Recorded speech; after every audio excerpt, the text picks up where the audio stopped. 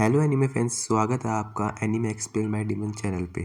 तो हम आज बात करेंगे निंजा कुमाई एपिसोड नंबर 2 की। अगर आपने फर्स्ट एपिसोड नहीं देखा है तो मैं उसकी लिंक डिस्क्रिप्शन में डाल दूंगा, आप वहाँ पे वॉच कर सकते हैं उसको जाके।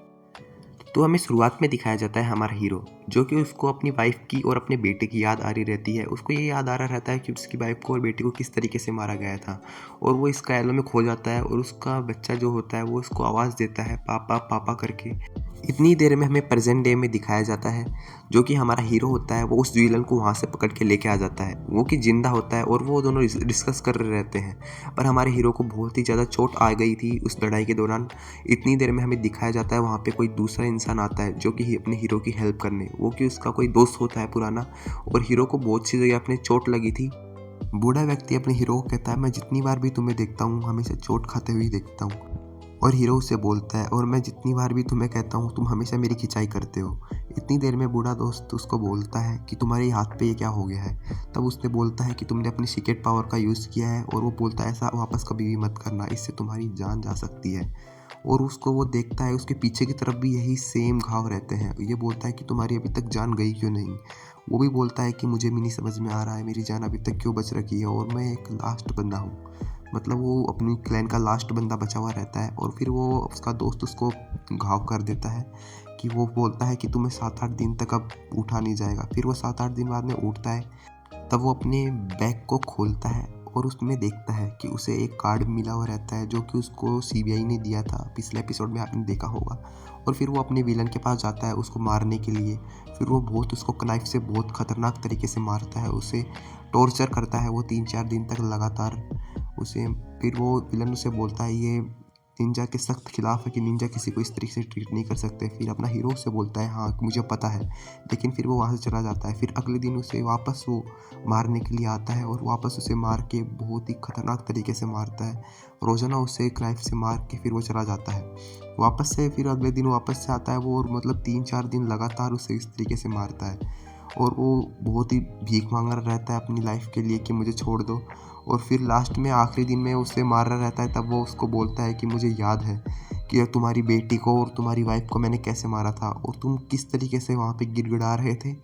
फिर वो उसे बोलता है कि तुम्हारी वाइफ ने और तुम्हारे बेटे ने मेरे से मौत की भीख मांगी थी, मैंने उनको बहुत बेरहम तरीके से मारा था। फिर हमारा हीरो दिखाया जाता है, जो कि उसे मार रहता है पेट्रोल जला के। वो उससे बोलता है कि मैं भी तुम्हारे को बहुत ही तड़पा तड़पा के मारूंगा, तुम अपने जीवन में याद रखोगे कि मुझे इस तरीके की मौत मिली थी। फिर वो उसे आग लगा के मार देता है, और फिर वहाँ पे वो उसको देखता है जलते हुए, वो बहुत ही ज़्यादा चिल्ला रहा रहता है। फिर अगले ही सीन में हमें सीबीआई का ऑफिसर दिखाया जाता है, जो कि उस क्राइम वाली जगह के बारे में बात कर रहा रहता है कि वहाँ पे इस तरीके से मतलब क्राइम हुआ था और किसी को कुछ पता भी नहीं चला, जो कि एक सीबीआई ऑफिसर ने देखा भी था, वहाँ पे खून खराबा हुआ था। लेकिन वो उसे बोलता है हमारे पास इस चीज़ का कोई भी प्रूफ नहीं है।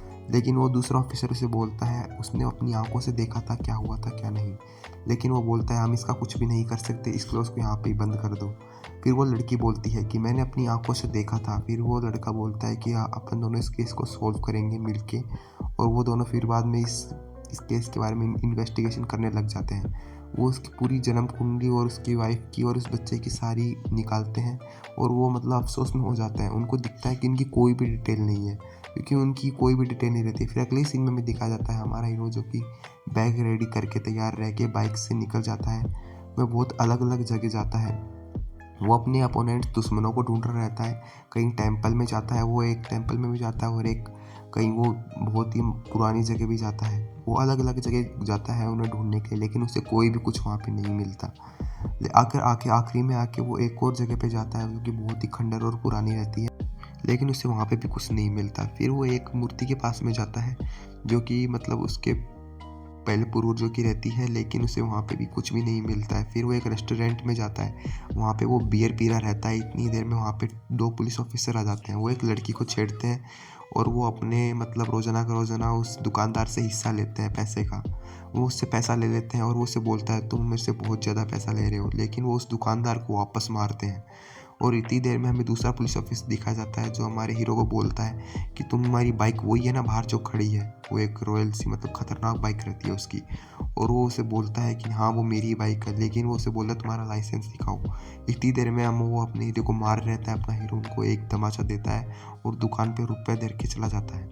लेकिन पीछे से दूसरा ऑफिसर उसे मारने की कोशिश करता है, लेकिन अपना हीरो इसको इतना खतरनाक मुक्का मारता है, वो एक मुक्के के अंदर ढेर हो जाता है, उसके पुर्जे टाइट हो जाते हैं और वो उसको भगा देता है बाहर की तरफ। इतनी देर में हमारा हीरो बाहर आ जाता है और वो पुलिस की गाड़ी देख के सोचता है कि अपन को जो कार्ड दिया था पुलिस ने, जिसको अपन ट्राई कर सकते हैं, अपन हेल्प ले सकते हैं। और उसे हेल्प ये चाहिए थी कि उसके बीवी बच्चों को किसने मारा। अगली सीन में हमें दिखाया जाता है जो कि दो सीबीआई ऑफिसर होते हैं, वो दिखाए जाते हैं। एक न्यूज़पेपर पढ़ता है और एक दूसरी जो सीबीआई ऑफिसर जो गर्ल होती है वो वीडियो गेम खेल रही होती है। दूसरे सीबीआई ऑफिसर के पास एक कॉल आता है जो कि अननोन नंबर से होता है, जो कि हमारे हीरो ने ही किया था। दूसरी जो सीबीआई ऑफिसर होती है वो गेम खेल रही रहती है और उसे एकदम से पता चलता है कि ये हमारे हीरो का फ़ोन है। हाँ, जो भाई अपना हीरो है वो दूसरी तरफ से फ़ोन कर रहा रहता है। वो बोलता है मुझे तुमसे मिलना है, और फिर इतनी देर में वो दूसरी सीबीआई उसको ट्रैक करने लग जाती है कि वो कहाँ से कर रहा है। लेकिन वो फ़ोन को तोड़ देता है और फिर दूसरे फ़ोन से फ़ोन मिलाता है और बोलता है ज़्यादा होशियारी करने की ज़रूरत नहीं है, और अगर तुम्हें मिलना है तो तुम मेरे पास आ जाना। और फिर वो जगह का नाम बताता है, लेकिन वो उसे ट्रेस नहीं कर पाती दूसरी बार में भी, और वो फेल हो जाती है। इतनी देर में हमें दिखाया जाता है हमारी जो कि सिटी में आ जाता है, वो जो कि उससे सीबीआई ऑफिसर से मिलना था। और हमें दिखाया जाता है कि चारों तरफ अपन हमारे हीरो की बात चल रही रहती है कि उसकी फैमिली को मार दिया। वो उसे देख के बहुत ही अजीब सा लगने लगता है उसको। फिर हमारे हीरो को दिखाया जाता है कि वो ऊपर से सीबीआई ऑफिसर को देखा रहता है।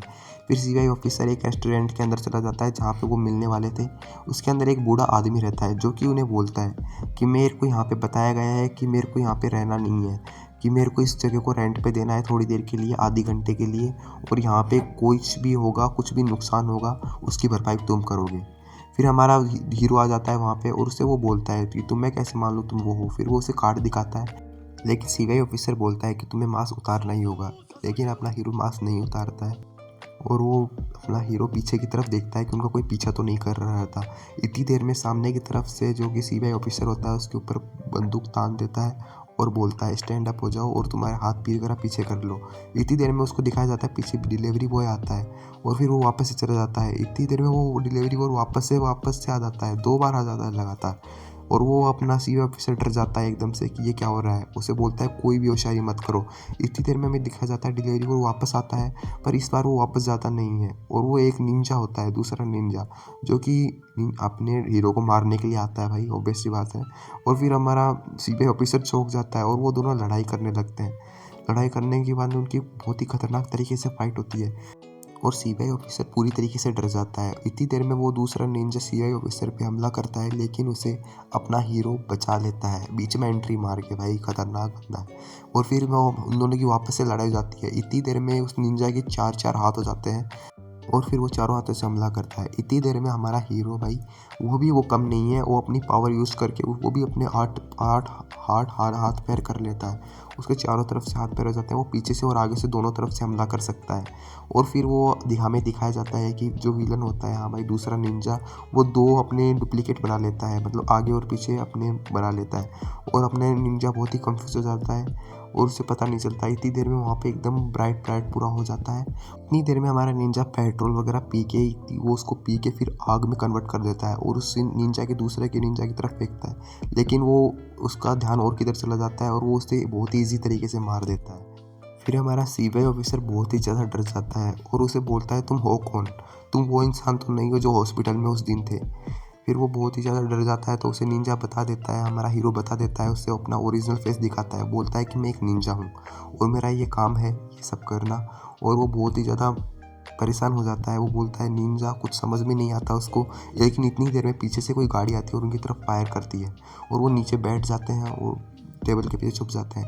इतनी देर में वो वापस उस तरफ देखते हैं तो उस तरफ उनके पास तोप आ रही रहती है। भाई बहुत ही खतरनाक सीन होता है। फिर हमारे चारों तरफ धुआं ही धुआं हो जाती है और फिर वो वैन भी वापस चली जाती है।